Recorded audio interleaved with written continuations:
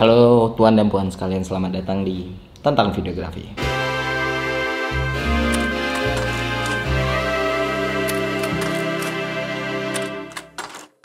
Jadi, Tentang Videografi ini adalah segmen baru di kanal YouTube gua. Kenapa gue bikin segmen baru? Karena gue butuh upload video. Kenapa gue butuh upload video? Karena gue butuh subscriber. Kenapa gue butuh subscriber? Lu pikir aja sendiri, udah 10 tahun gue nge-YouTube, subscriber gue masih segini-segini aja, Pak. Itu Atta Halilintar ya, belum kenal YouTube. Gue udah bikin 10 video YouTube. Makanya gue bikin rumah baru supaya gue bisa upload video lebih banyak. Karena logaritma YouTube sekarang ini juga agak-agak kurang ajar juga sebenarnya, karena mereka menuntut kuantitas video dari kreatornya. Lu bayangin, kualitas itu nomor 78 lah. Dengan kuantitas yang banyak berarti slot AdSense makin banyak, mereka makin cuan. Ya gitulah konsepnya. Jadi lu jangan pernah anggap YouTube itu sebagai media untuk berkreasi. Alah, enggak. YouTube itu bukan yayasan sosial atau peduli kasih. Yang mereka pikirin cuma uang. Pokoknya uang lah. Nih mau ngomongin apa sih? Oh ya, balik lagi ke makomnya tentang videografi. Jadi di segmen tentang videografi ini kita bakal bahas tentang videografi. Judul sama substansinya ya sama gitu, nggak kreatif memang. Pengennya nih segmennya ada komunikasi dua arah antara gue sama viewer gue. Jadi ada diskusi di kolom komentar. Jadi kalian jangan pernah ragu untuk mengutarakan opini, pendapat, komentar, kritik, saran, apapun di kolom komentar. Karena gue pengen kolom komentarnya hidup, supaya orang-orang yang baru belajar videografi, mereka bisa dapat manfaat nggak cuma dari videonya, tapi diskusi yang ada di kolom komentarnya. Gitu. Bisa-bisanya gue aja sih, supaya engagement rate-nya naik juga sih. Oke, di segmen pertama ini kita bakal bahas color grading. Nah, sebelum kita ngomong panjang lebar soal color grading, gue pengen jelasin dulu apa itu color grading. Jadi color grading itu adalah sebuah proses dalam mengkoreksi warna dari video yang lu ambil dengan tujuan untuk meningkatkan nilai estetika dan kualitas videonya. Color grading itu juga nggak sekedar pewarnaan doang, harus sesuai dengan tema, konsep, cerita, alur dari video yang kita buat. Karena color grading itu mewakilkan suasana yang pengen kita sampaikan kepada penonton. Kesalahan paling umum yang sering gue temuin dalam color grading adalah masih banyak yang nganggap color grading itu adalah proses yang dimulai dari post produksi atau editing. Ini fatal. Kenapa? Karena color grading itu konsep dan goalsnya udah lu harus tentuin dalam proses syuting. Jadi kalau lu nggak nyeting kamera lu sesuai dengan goals lu tadi, itu color grading lu nggak bakal pernah optimal, karena settingan kamera standar itu nggak ngasih fleksibilitas yang tinggi untuk melakukan color grading.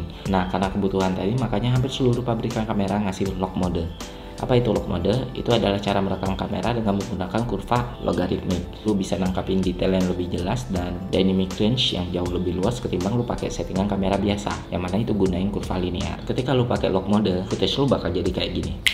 Lu bisa lihat footage ini mentah dan flat. Tapi walaupun mentah dan flat, ini semua profile warna ketika lu cek di Instagram itu ada, dan lu mau berkreasi kayak gimana pun dimungkinkan dengan mode kayak gini. Makanya mode lock ini sangat direkomendasikan untuk kebutuhan syuting yang proper. Yang jadi pertanyaannya adalah, gimana kalau kamera yang lu gunain belum support mode lock? Misalnya lu pakai Alpha 6000 atau lu pakai kamera lawas kayak Canon 5D Mark II. Kedua, gimana lu butuh waktu cepat untuk editing video? Atau misalnya lu pakai laptop atau PC yang kentang. Karena mode lock itu menghasilkan footage yang punya database yang lebih besar daripada mode biasa. Dengan semua keadaan kayak tadi misalnya, apakah lu masih bisa melakukan color grading dengan proper?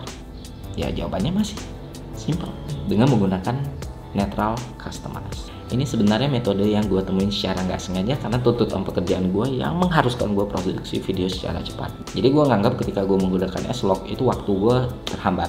Entah karena ya balik lagi kamera lah, laptop lah, atau gear lain yang nggak mendukung. Jadi ya nggak mungkin gue buat semua video dalam waktu 1 hari 2 hari dan gue harus gunain S-Log. Gitulah intinya gitu. Gue eksperimen dan gue ketemu cara terbaik untuk ngakalinnya dengan mengcustomize mode netral. Ya mungkin lu udah tahu, lu udah paham, kamera itu selalu menyediain mood yang berbeda-beda, hampir semua kamera, dan moodnya itu di setiap pabrikan relatif ya sama gitu. Settingan warna standar, VV, portrait, deep, BW, dan netral. Nah, gue pilih yang netral tadi. Setelah gue pilih netral tadi, gue adjust saturation, sharpness, sama kontras. Jadi kontrasnya min 3, saturationnya min 3, sharpnessnya min 3. Terus hasilnya jadi gimana? Nih. Nah, lu lihat sendiri Ini sebenarnya footage-nya udah matang kan, udah bisa dibilang matang lah, nggak lu adjust sekalipun ini sebenarnya udah bisa banget dipakai gitu. Tapi walaupun kayak gitu, lu mau edit pun ya menurut gue sendiri ketimbang gue pakai settingan kamera standar, ini jauh lebih fleksibel dan ngasih gue banyak pilihan untuk berkreasi soal warna gitu.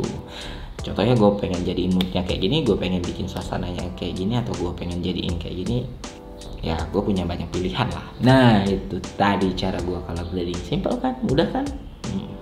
Ya makanya color grading itu bukan hal yang sulit sebenarnya.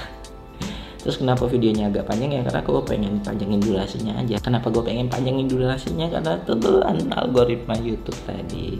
Kayaknya kita bakal ngomong algoritma YouTube jauh lebih dalam lagi setelah video ini ya. Oke, sekian dari gue.